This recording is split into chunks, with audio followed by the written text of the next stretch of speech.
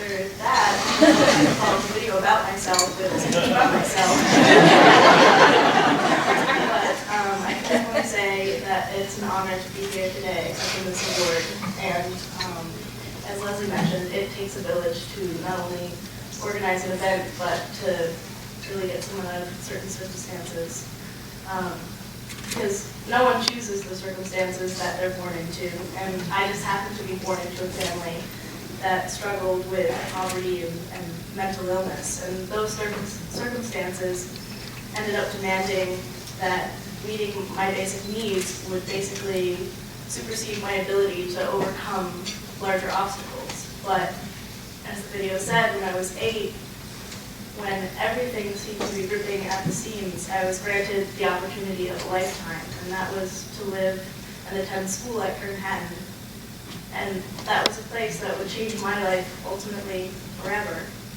And what being at Kurn, Hattin did for me is it allowed my thoughts to shift from simply making it through my day-to-day life to thinking about who I was and what I wanted to be. And for the rest of my time, I was given the tools to overcome obstacles that I had previously thought to be insurmountable. So for this gift, I owe Kurn, Hattin my humble gratitude, a true thank you, and something that I could never repay, no matter how many fundraisers I put on. So after Kurn, Hattin, I had the honor of attending the Putney School on a full scholarship.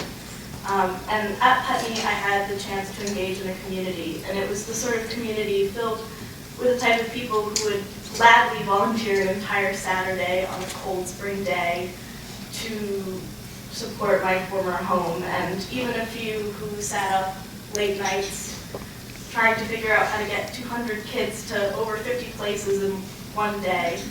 So it was together that we raised $5,000, or over $5,000 for Kurn, Hattin.